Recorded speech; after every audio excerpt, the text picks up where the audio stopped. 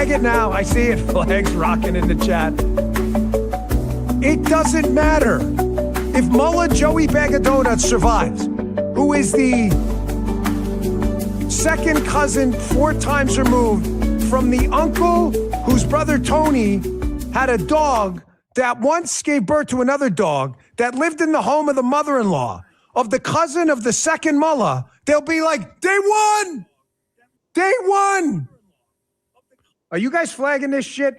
Flag this. I'm telling you, mark it right now. We can wipe out their Navy, their Air Force, their air defenses, drone supplies, ballistic missiles, nuclear weapons capability. What's that? Flag there? We haven't used that in a while. Hit myself with that. Thank you. Incoming flag. It doesn't matter. I promise you, the Democrats and the liberal media will declare victory for Joey Bag of Donuts, the Mullah, 47 times removed from the second cousin of the third Mullah 17 years ago. They will. Flags everywhere in the chat. Chat is rocking already. We're only 10 minutes into the show. It's already getting hot in here. The air conditioner broke outside. Guy's like, you can't open the doors. You can't close the doors. Keep the AC, and it reverbs too much. Okay, so number one, back on target. No matter what happens, the liberal Democrats, I promise you, will declare victory for the Iranian Mullah class because they want to see a propaganda victory for the enemies of the United States. All flagged, good to go. Point number 2, again, I said it before. I'll make it kind of quick, but really important at the beginning of the show. 3 critical takeaways. Boom, right out of the chute here. Establishment GOP folks. I don't want to, I really hate Republican on Republican political party violence. I've said that a million times because the real enemy is the Democrats. However, sometimes it's necessary. Establishment GOP folks from the past, no ill will. I mean, I don't really consider myself one, but I don't consider them. I mean, I cite the Wall Street Journal all the time. There's no bigger establishment outlet than them. Are now starting to come around that the Dan Bongino transactional Trump theory is how you should evaluate Trump. I'm not telling you words are irrelevant, true social posts are irrelevant. I'm not telling you any of that. But I'm telling you, if you're going to evaluate an entire body of work about the Trump presidency, how you should triage that and what should go into the final grade. The final grade on the final exam should be like 50% of it. And Donald Trump's final grade, i.e. the results you produce for a semester of work, should be about 50% of your calculus about how successful or unsuccessful you think his presidency was. Even establishment GOP folks are starting to come around. I saw one of them this morning on Twitter. Like, hey, man, maybe I went sideways on this guy and should have kind of judged him on results instead. Okay, I've been saying that the entire time. I've come from New York. I grew up in New York in Queens. Donald Trump is a Queens guy. Everyone from Queens, New York is like that. They're not the Brooklyn kids who always have like this tough aura around them. Oh, they come from Brooklyn. Don't fight that guy. It's like Brooklyn imbues you with like Avengers, like superpowers. The Manhattan kids all were rich. You're like, wow, man, I want to hang out with that guy. He's a rich guy. Lives in Manhattan. Even if you lived in like the worst part of it, everybody assumed you had money. The Queens kids got the worst of both worlds. Nobody thought you were tough because you weren't from Brooklyn. And even though Queens was a middle-class suburb, nobody thought you had any money because you were from Queens and not Manhattan. So everybody from Queens has an attitude. That's Trump.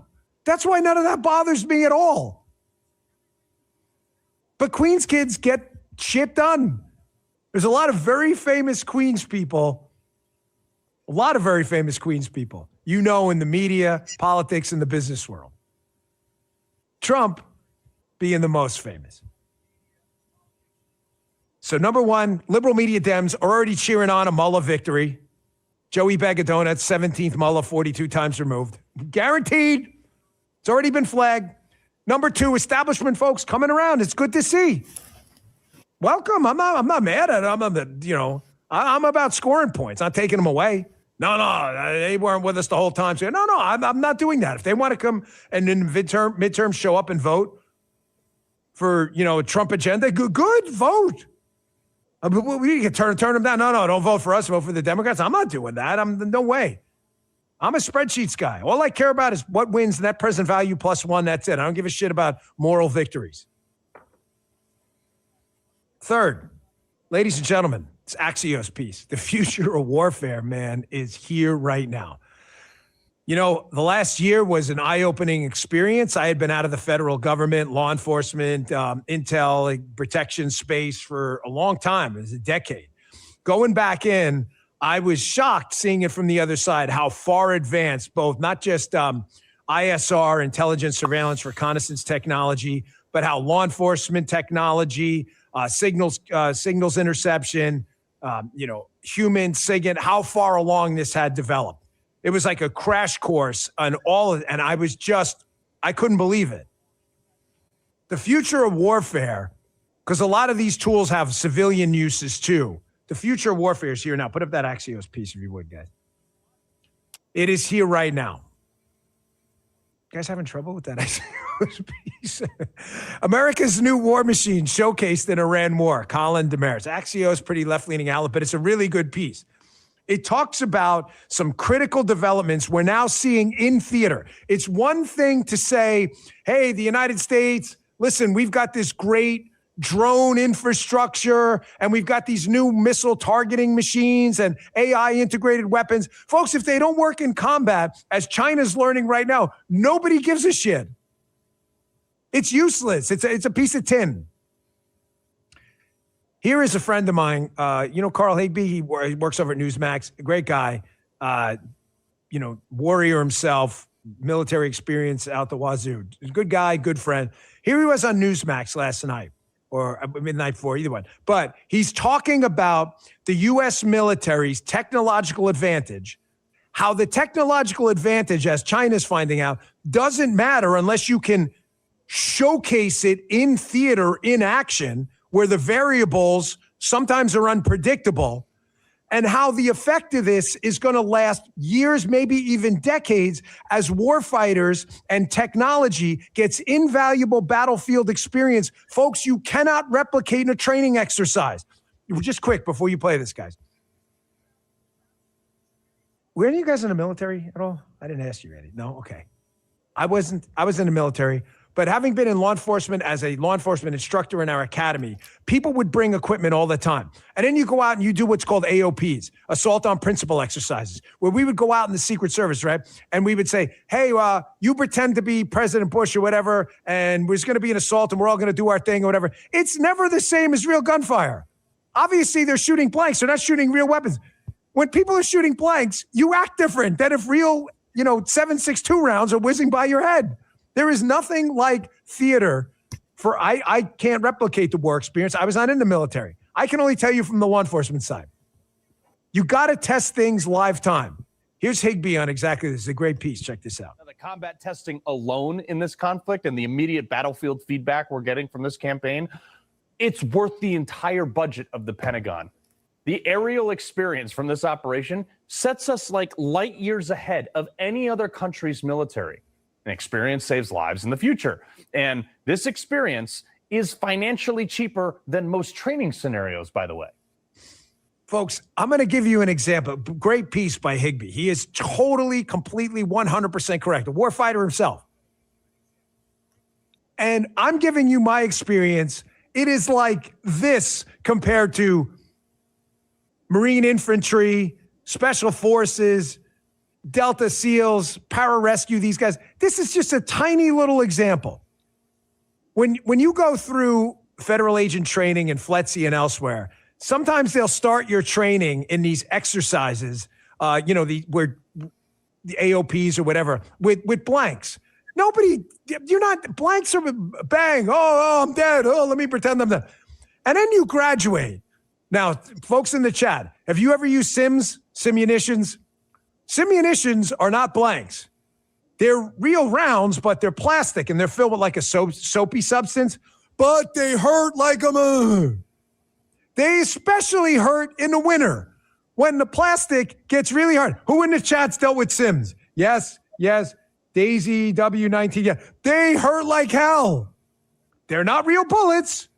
They're not going to get you dead, but all of a sudden, when you were training with blanks, You start figuring out a way to get your ass behind cover and concealment, not always the same thing. You'll fit your ass behind a fire hydrant when someone's lighting you up with Sims and your fingers are purple from getting blasted on a cold day with simunitions. Now, graduate that times 1,000 to warfighters who forget about Sims and getting your fingers. Look at the chat. There, you know what I'm talking about. You take a Sim in the on a cold winter day, man, sometimes you're like, I wish that wasn't, but I got to get out of here.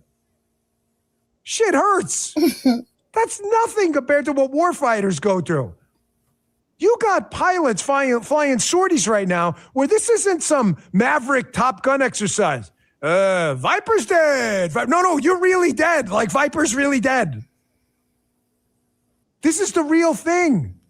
This is invaluable experience for both our technology and, more importantly, for warfighters who are now getting bodies and bodies of flight hours, bodies getting flight hours, hundreds and hundreds of flight hours in theater. Now, let's go through some nuts and bolts about the future of warfare. I'm going to be circumspect in my language for obvious reasons, but there are things that are obviously shareable. You're seeing it now. First, the future of warfare is going to be highly technical, okay? Target selection is going to be, and is happening right now, on a level using enhanced computing, artificial intelligence.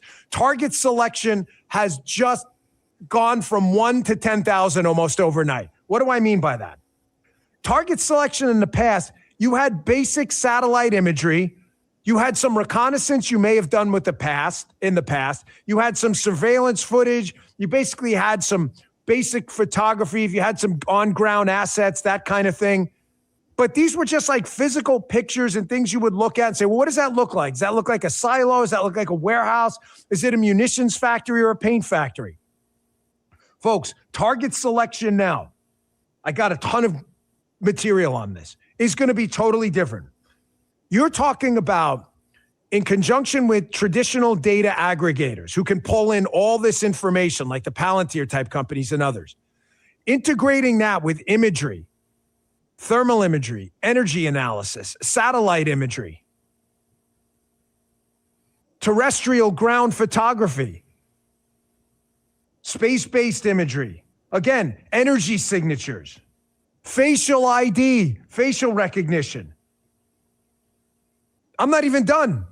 Combine all that into a sophisticated AI program with open source information from wearables. You know how many people, even we do it, and it's a mistake. We had in the 7th floor of the FBI headquarters, you got to take all the wearables off outside. You're not allowed in with them. Apple Watches, I'm talking about wearables, Aura Rings. Folks, you don't think a lot of that stuff can be integrated into ubiquitous technical surveillance? Combine it with that, cellular phone tracking, pattern of life analysis, money flow movements, and you have target selection so precise, there's no way to hide. You're not relying on a picture anymore going, is that mullah Joey Bag of Donuts 17 times removed from the 42nd mullah? You're not doing that anymore. You're actually tracking live time these people through pattern of life, money analysis, thermal analysis, all of it. Please like the video, Ubiquitous guys. technical surveillance is everywhere. The United States is the big dog, folks. We are the kings of the hill. China's trying to catch up, but China, listen, pardon the language, just shit the bed. China built this entire military infrastructure with partners, with the Iranians and in other places, in conjunction with the Russians, air defense systems, weaponry, and it completely, totally failed. Do you think global consumers of military equipment are watching what's happening in the Middle East right now and saying, gee, I want to partner with China? They just got humiliated. While the United States basically took out 2,000 plus critical interest targets and the entire Iranian mullah leadership in effectively less than a week. Those are just facts for the liberal media that want us to lose. Now, combine that with drone technology, We basically took the Shahed, the Iranian drone, turned it around, re-engineered it, and flew it right back their way. We were working on Cash and I put together the first drone school for the FBI for state, local, territorial, and tribal to train them on drone interdiction. It's in Redstone, Alabama. We're very proud of that. That was a big interest of mine early on because of the dangerous threat drones present because humans can't fly. It creates an asymmetric financial problem using $1 million missile to take down a $100 drone. But they're hard to interdict. It's not easy. And the technological advancement in the drone technology goes quick. The life cycle can be a month before they invent a new way to get around it. When I was working on this problem, a couple of my interagency partners used to say to me all the time, when I'd say, hey, what do you think of, a red kind of open source about a company working on this? What do you think? They would say this all the time. Unless they try it out in Ukraine, I don't want to hear about it. Because there are too many variables in a war theater you can't show in a practice scenario. Every drone company goes down to like an open field and goes, look, watch what we just did. Great. I'm not telling you your company's no good. I'm just telling you, is that going to work with sophisticated Russian interception mechanisms, cell phones, geo towers, all that? Is that going to work there? They would tell them, go practice and try it in Ukraine. If it doesn't work in Ukraine, forget it. That's all happening now. It's all happening now. Folks, they are not safe. The enemy has nowhere to go. China's war technology totally collapsed. The United States, over the course of less than a week, has demonstrated our technical superiority and our bravery by our soldiers just kicking ass and cleaning up. I want to show you this. Put that VO, that hangar. Look at this. They think they're safe in hangars. Loop this a second. If you're listening on Apple and Spotify, we love having you here on audio. However, just go to Rumble, 27 minutes in. Look at this. I'm going to voice over the VO and his voice over the video. There's no sound to it. This is unclassified video released. We're not obviously releasing any classified stuff. This is what I think CENTCOM put this out. That's a hangar. They cover these aircraft and drones and hangars thinking, oh, we're okay. You're not even safe there. That's the first thing I picked out about this. Look at the precision targeting. Nobody else can do this, ladies and gentlemen, but us. Now, when you combine the bravery of our military fighting men and women, our pilots, our special forces folks, our ISR specialists, and you combine it with the intelligence community, law enforcement capabilities in the United States, we have no co-equal. When you combine all of that with another bucket or silo of regime decapitation, the Iranians have nowhere to go. I mentioned this yesterday. The C's, right? Command, control, and communication. Folks, if you are a regime, if you are the mob, it doesn't matter. Any organization, IBM, the mob, the Iranian regime, I'm not comparing three, I'm saying any organization. If you don't have command, control, and effective communication, you don't have an organization. You have a loosely knit group of uncoordinated people who are all going to do their own thing. That is true. Wall Street Journal piece pointed this out yesterday, how the IDF, the Israeli Defense Forces efforts at decapitation, where we're now down to Joey Bag of Donuts, the mullah 17 times removed, that nobody even believes that person's in charge right now. They can't even effectively put that up. Wall Street Journal. Are you guys okay in there? Okay. Sheesh. If at first you don't succeed, die and die again. This is a great piece by Kevin Cohen. He's talking about these three C's, command, control, and communication. When you wipe out the 10, 15 layers of mullahs, he says the doubt ripples outward. Commanders delay orders until legitimacy is confirmed. Rival factions position themselves cautiously. Security services turn inward, searching for the infiltrators. Decision cycles lengthen. Under pressure, these elongated decision cycles become fragile. The strategy depends on intelligence rather than brute force.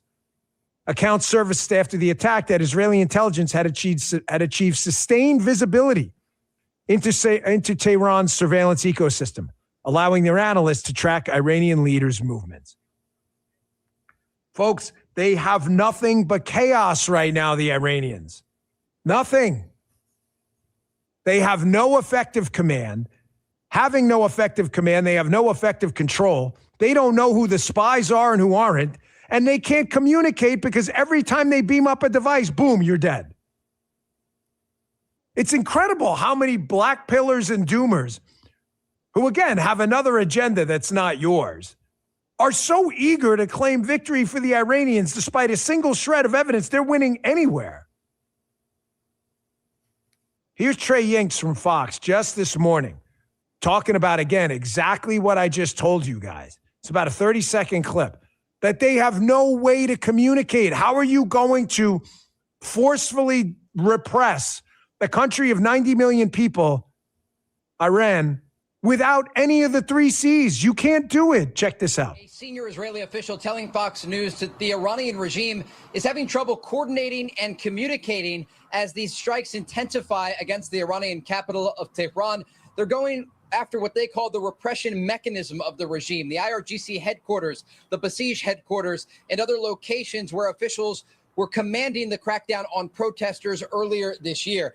It comes as the IDF released a new video today showing an F-35 fighter jet shooting down an Iranian warplane over the skies of Iran, the first dogfight and kill for the Israelis since the 1980s. Folks, an Israeli advanced Generation 5 fighter jet against like Iranian, effectively like Cessnas in the sky with a 38 pistol. That's not even a fair fight, and it shouldn't be a fair fight. Secretary Hegseth said it right. You're damn right we're going to kick you in the nuts when you're down. That's what winning a war looks like. The Iranians could surrender today. We're going to give up our nuclear weapons program, stop with the death to America stuff. They don't want to. Remember I used to do that with producer Jim. Why don't they give up? Because they don't want to, so they're going to die. I don't take any kind of solace or joy in anyone's death. But if it's us or them, it's them. Why you would mess with the United States military, with the profound technological advantage and experience advantage is beyond you. This is like suicide by cop, except suicide by military. Folks, I'm going to take a quick break. And on the other side, I want to play this video. It just surfaced on the web. I saw it at Eric Daughtry's account on X. I can't verify if it's authentic or not. I'm just going to tell you it's interesting. Even if it's not, the point is still valid. It is a video of Iranians celebrating the bombing of their own city. But there's some takeaways from this besides the obvious. I'll show it to you coming up in a second. Quick break here. Ladies and gentlemen, Blackout Coffee. Hi guys. John from Blackout. Hello guys. Good morning. I hope you're doing okay. Thank you for coming to watch with me Politics in the Morning. I watch politics every day from 10 to maybe 11. I watch this show from Bongino. Please love, like and subscribe and also share. Please like the video so that we can get recommended. Thank you. Just sent us a whole new supply of the new Bongino Army Blend. You know I love my coffee. Takeaways from the Army Blend is the best. We made it official with a collaboration roast. It's the Bongino Army Roast, medium dark roasted for bold flavor and a heavy body. And also, guys, you can leave your comment in the chat. What you think? Okay. Then amped up with a little extra collaboration. Extra caffeine. I don't know why I need that, but I love it. Standards it wouldn't exist, period. Blackout Coffee's American-owned, roasted right here in the USA. No corporate wokeness. They were proud to be American. They were with us on election night. John was with us on election night when Donald Trump won. Remember that, John? Just quality and values that actually align with this audience. Go to blackoutcoffee.com/Bongino. Pick it up today. Get rid of that crap woke coffee you have now that's all bitter. Get the bold coffee without the bitterness. You get 20% off your first order when you use code Bongino. He's like, none of this is actually in the spot. I know. I just make up my own sometimes because I like it. Blackoutcoffee.com. Guys, let's bring our like to 100. We are more than 200 and our like is less than 100. Please let's like the live. Thank you. Bongino, code Bongino, Bongino Army Blend. It is fit. What's that? Okay. So before I play this video, this is allegedly a video just surfaced this morning. So in the intake process, we got to be a little bit careful, but it doesn't seem to be anything that outrageous. This is a video of Iranians celebrating the bombing of their own city. Now, that tells you a couple of things. Number one, how unpopular must the Iranian mullah class be that your city is being bombed and you're cheering them on? Here it is playing on the side here. And then second, what does this say about both the American military and the IDF? No, think about this. Think this through. These Iranian citizens hate their government so much, but are comfortable enough that the patriotic heroes in the American military and the IDF will not deliberately target them as innocent civilians. I want you to think about that second point, folks, because it's not just some incidental throwaway. You don't see this happening in Israel when a ballistic missile lands in Tel Aviv. You don't see Israelis celebrating the bombing of their own city. You see them in shelters because they know the Iranians will target civilians. You guys picking up this point? Is this making sense? Nowhere else on earth are you so comfortable with the American military and the IDF that you're on a balcony while the city's being bombed because you're reasonably confident you won't be targeted and you hate the regime so much you're celebrating your own city. That is not a throwaway point. Digest that one. Intake, input it, process what I'm telling you for all the America haters out there. And please don't fall for this deliberate op. I hear all these commentators now talking about ops. The ops are mostly coming from the other side. Black pillars, liberal media people, and Democrat strategists trying to fracture the Republican Party over everything. Endorsements, Israel, the Middle East, the economy, tariffs. I see it every day. There's a mutiny going on in the Republican Party, guys. Did you hear? It's from the experts, by the way. They told us it's all falling apart. The MAGA coalition, it's all falling apart, folks. You know who says it?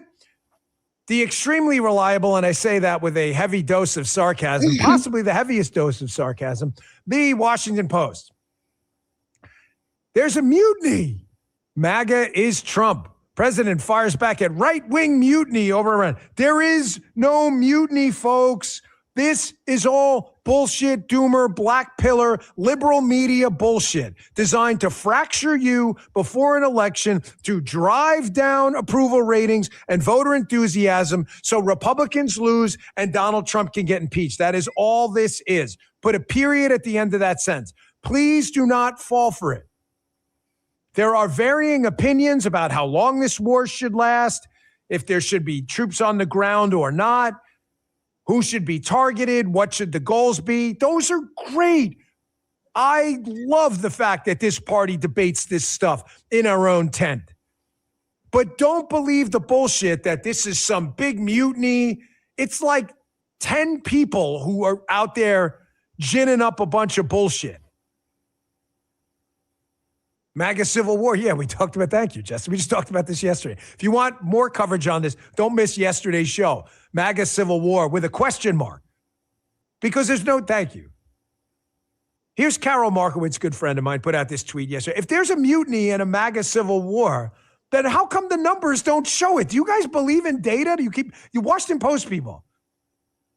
She's at Carol with a K. The last Fox News poll at 84%. CNN poll had 77% of Republicans in support of the strikes. So where's the mutiny? 4 people on Twitter? She's right. If you're going to declare there's some kind of mutiny and major schism within the party, like we covered at length in yesterday's show, produce the digits, produce the data, produce the numbers. I'd love to see it. And by the way, the liberal media types pushing this bullshit mutiny, MAGA coalition collapsing nonsense, the liberal media types pushing this don't even know anything about combat, the history of war in the United States. They don't know anything. I'm not suggesting you need to be a Naval Academy level PhD in military tactics, back to Thermopylae and elsewhere. I'm just saying no basic facts.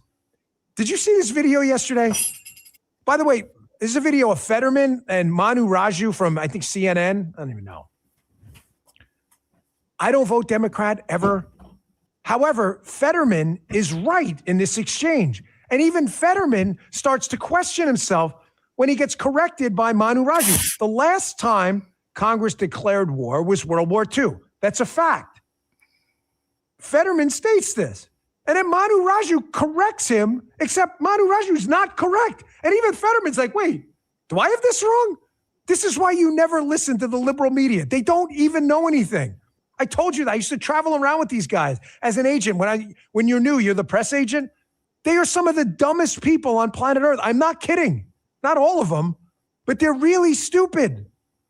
Check this out. Congress assert its constitutional role and actually vote to declare war the way it did with Iraq. And the last war we've actually declared was World War II. No, Iraq and Afghanistan. The AU and Afghanistan. Okay, so for me right now, what is it now?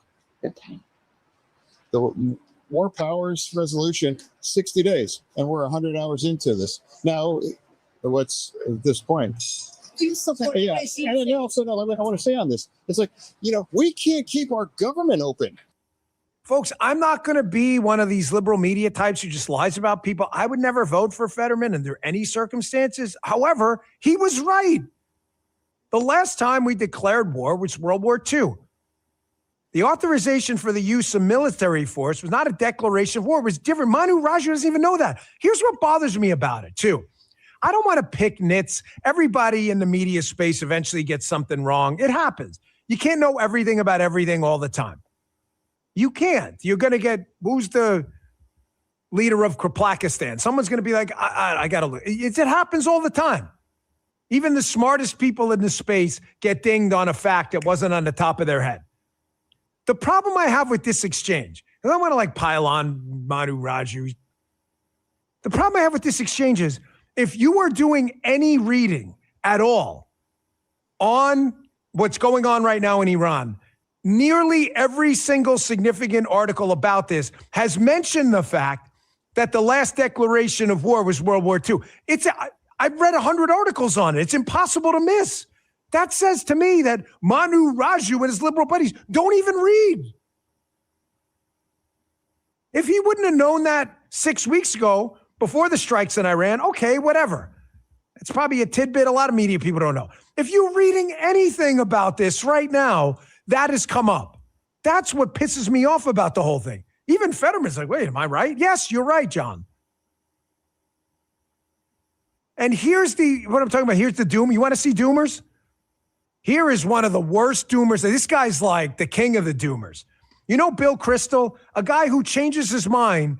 He licks his finger every day and changes his mind based on where he thinks the anti-Trump wins are going. This guy, keep this up a second, has totally and completely eviscerated any credibility he may have thought he had left. Here he is on Twitter back in January. Bonchi at Red State points this out. Here's Bill Kristol. He's talking about how the Trump administration should be helping the Iranians overthrow the cruel dictatorship rather than threatening Denmark. But that would require having an administration that supports American interests and principles. Okay, so there's Bill in January. His principles, my principles. You need to go help the Iranians overthrow us. His words right there. It's on the screen. Here's Bill Kristol just the other day. Same guy. Maybe Rubio should stop inventing, quote, imminent threats to justify the war his administration started and get back to doing the job of helping Americans in the war zone they created. I can't with these guys. I can't. Folks, I can't with these guys. Now, that movie about Churchill, the Gary Oldman movie, pretty good movie. It says at the end, people who never change their mind don't change anything. And that's true. As new inputs come in, you can form and should form new outputs based on reason and logic. There's no reason for you to stick to an old idea when new ideas debunk what the old idea was. Happened to me inside the government. You see things. We won the election. We got to look at things. Your opinions change based on new inputs. Bill Kristol, nothing's changed. This was just January. Help the Iranians. Trump helps the Iranians. What are you doing helping the Iranians? What's the input? The input is exactly what you asked to happen, happened. That's the only input. Nothing changed. The Darkest Hour. There you go. Good movie. I enjoyed it. Bill Kristol is totally full of shit. This is when I'm talking about the doomers. This is the monarch of the doomers. Everything Trump does is bad. He doesn't have the balls or the nutsack to ever come out on Twitter and say, hey, thanks, man. Good job. Maybe tomorrow I'll hit you again for something different. But as of today, thank you, Mr. President. Good job. Other establishment GOPers I've seen are finally coming around. Not this canoe. Now, it's funny how these people want you to believe, like, oh, look at us. We're the ones with the principles. We're the old guard of the GOP. We're protecting timeless principles. You're protecting nothing. Your principles aren't principles because you just changed them when Trump did what you asked him to do in Iran. That's not a principle. That's bullshit. Now I'm going to show you people who have had pretty timeless principles when it comes to foreign interventions. Here is a video of Donald Trump, yes, the president of the United States for the left. Here's President Trump back in 2016. By my math, that's about 10 years ago. Justin's giving me the thumbs up. He's doing the calculations now. 10 years ago. He's pulling out the abacus. We haven't used Jay's abacus in a long time. Here's Trump back in 2016 talking about the Iran deal. This is transactional Donald Trump. I can't tell you this enough. He is a Queens guy. If we are going to go to war in Iraq or in Iran or anywhere else, what is in it for the United States? Oh my God, what do you mean what's in it for you? Exactly what he said. What is in it for us? Here he is in 2016 saying nearly the exact same things he's saying now. But you get my principle. No, he actually has them. You don't. That's what bothers you. Check this out. Obama is very unhappy with Iran because he feels that they haven't. You know, I love when you get the clown class on X and elsewhere too. I'm telling you, the doomers, they can't shut the, like, oh man, Dan, you're just, putting a shine on this guy. I'm just playing his own words, dipshits. Those are his words. I didn't give that speech. He's been saying the same thing for 10 freaking years, for longer than that. I played a video from the 80s the other day. The 80s, like after the 70s and before the 90s and the aughts. Here's another one. You want to talk about principles? Here's Rubio, 11 years ago. By the way, it looks the exact same. What are you, right? Doesn't he? You guys put like Genucell or something? What's he got? What are you using, man? I'm getting old. I'm starting to fall apart. Rubio got some kind of special stuff he's taking, or something, NAD or whatever. Mr. Secretary, you know my number. Give me, I need the routine, whatever you're doing, because I ain't aging like that. This looks like could have been filmed 10 minutes ago. Here's Rubio 11 years ago, making some predictions about what was going to happen if we appease Iran. Every single one of them came true. Again, principles? These guys actually have principles. It's the Bill Kristol Doomer class that doesn't. Check this out. I do want to be recorded for history's purposes before I know what is going to happen in regards to this if it goes through. Iran will immediately use the money that it's receiving in sanctions relief to begin to build up its conventional capabilities. It will establish the most dominant military power in the region outside of the United States, and it will raise the price of us operating in the region. They're going to build anti-access capabilities, rockets capable of destroying our aircraft carriers and ships, continue to build these swift boats that are able to come on us, these fast boats that are able to swarm our naval assets. And they'll make it harder and harder for U.S. troops to be in the region. They'll also work with other terrorist groups in the region to target American servicemen and women. And they may or may not deny that they're involved, but they will target us and raise the price of our presence in the Middle East until they hope to completely pull us out of that region. Again, who has the timeless principles? I'm not putting a shine on anything. I'm playing their own words. You judge for yourself. Who was right and who was wrong? Clearly, the Donald Trump, Marco Rubio foreign diplomacy team has been consistent for about 10 years, have given the Iranians a number of shots, whether in 45 or early 47. The Iranians flipped off the double-barrel middle finger. And now everything they said was going to happen happened. And now the Iranians are finding out. Folks, they have been completely consistent about it. Now I want to compare and contrast because foils matter. Diamonds on a black background. Contrasts matter. That same clip of Donald Trump and Rubio showing consistent principles they've used to guide their inputs to make decisions and an output on Iran is completely different than the Democrats who've changed their mind on everything. The Democrats in the Doomer Crystal class. They changed their mind based on how they feel about Trump. That's the only input that matters to them. What makes Trump look bad? Here's Bill Malugin, reporter at Fox, excellent reporter. He's confronting the Democrat House leader, Hakeem Jeffries. Just, by the way, a total buffoon. For as much as I couldn't stand Nancy Pelosi, at least she was a tactician, a wealthy one too, apparently. This guy is just an idiot, which is better for us, by the way. He is. He's a total buffoon. Here he is. He's asked a simple question that he's totally unprepared for. Because like Manu Raju, he's done no homework at all. He's like, hey, you guys keep talking about like declarations of war authorizations. Obama bombed Libya. You guys didn't seem to care about that. Matter of fact, you said it wasn't even necessary. Are you telling me he wasn't prepared for this question? That's exactly what I'm telling you. Because watch his puzzled, stupid response. This is about a minute long, and then you'll hear Pelosi at the end say the exact opposite position than they have now. This is priceless. Talk about no principles. Check this out. 2011, Nancy Pelosi said that then President Obama didn't need congressional approval to bomb Libya. Now House Democrats say President Trump needs that approval to bomb Iran. What's the difference? Well, obviously, Libya and the circumstances connected to that were very different than the circumstance that we face in Iran right now. I mean, I don't even understand the genesis or basis of that question. Not suggesting that you're not asking it in good faith. Libya went on for 7 months. As I've indicated, first of all, it was not in Congress at the time. So we're dealing with what we're dealing with right now, which is a catastrophic, endless war, as Donald Trump has characterized it.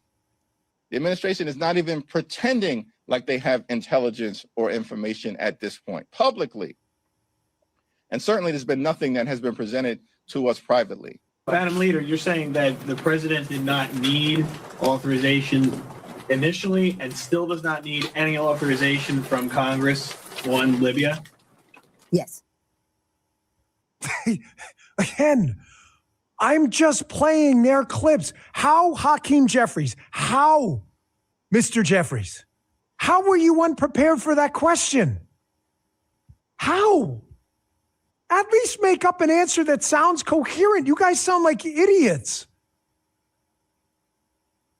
This I can't get over, like the Bill Kristol Doomer class, how they continuously, they align with these idiots in the liberal media who don't even know the last time we declared war was World War II. One of them hasn't even read an article about it. Hakeem Jeffries is totally unprepared for a basic question about what was going around on social media for days. Here's Nancy Pelosi saying Obama doesn't need authorization.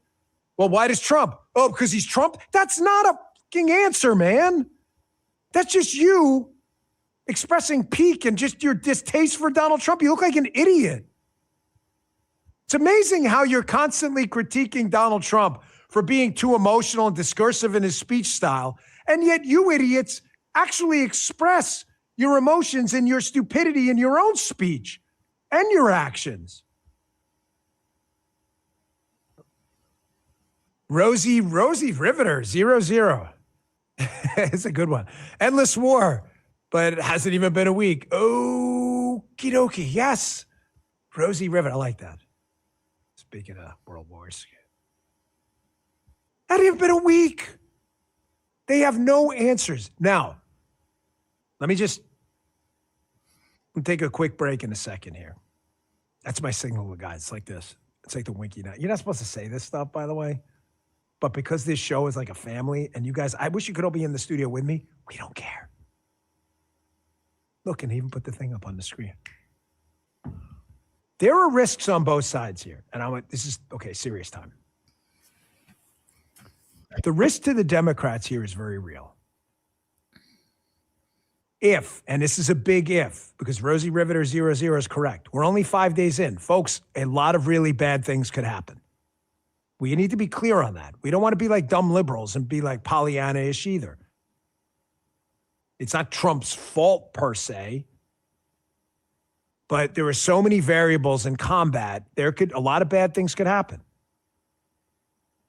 I'll go that direction first. And we shouldn't be too utopian in our vision of what the Iranian future is going to look like either. It's been a dystopia forever.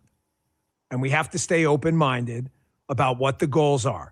Ballistic missiles, taking out terror proxies, basically decapitating the death to America leadership, making sure they don't have a navy where they can shut down the Straits of Hormuz. We have to keep those goals in mind. And once those goals are reached, we have to then back out unless the goals change. But you have to be clear on that. So we, the Republican MAGA camp, the united MAGA camp, not the fake mutiny, we have to be careful to not get out ahead of ourselves either. Rosie's correct. It's only a few days in. However, the Democrats have a real problem too. The Democrats are now on video, digital recording, audio recordings, Twitter, X, TikTok, Snapchat, whatever, elsewhere, YouTube, Rumble. They are now out there basically declaring victory for the Iranians already. If this works out well for us in the end, and there is a new group of Iranian leadership that's not so much friends of the United States, but just aren't enemies. I don't want to call them moderates because there are really no mullah moderates. But say they give up the nuclear program. I mean, imagine if they go the Abraham Accords, that would be just monumental. I'm not even there yet. If we just get a non-death to America chanting crowd in charge, we've completely neutered their ability to attack with ballistic missiles, drones, destroyed their nuclear capability and their Navy's ability to shut down the Strait. Then, folks, do you want to be a Democrat running for re-election, talking about what a shitstorm this was going to be when, in fact, it wasn't? There's a lot of headline risk for both sides here. Regardless of what you think about Donald Trump, ladies and gentlemen, it's a republic. You're allowed to have whatever opinion you like. This took a lot of balls to do. There's a lot of risk for him, and he knows that. You don't think he was told by his military leadership that, hey, a lot of things could break bad here. And he still did it because he didn't want to pass the football down the field to the next president to have to deal with a nuclear Iran. It took a lot of guts. Time's going to tell. We have to be responsible on both sides. But I got to tell you something. I wouldn't want to be a Democrat 5 days in, already declaring this thing over. We lost. I think that's really foolish. Quick break, and I want to show you probably the most important piece of video from, I believe, a retired now, a vice admiral in the Navy on Fox about an issue we are not going to have to deal with in the future. We have to deal with in the now. And the only way to stop this right now acute threat is going to have to destroy the supply chain. There's no way around it. Everyone's life's going to change if we don't get a hold of this problem quickly. Stay tuned. Quick break. Thank you guys for watching with me today. So I'm going to end the live here because, as you know, every morning I watch about 50 minutes with you guys, the live. You can continue to watch this show on the Dan Bongino show on Rumble. Please like and subscribe. Thank you. Thank you. Thank you.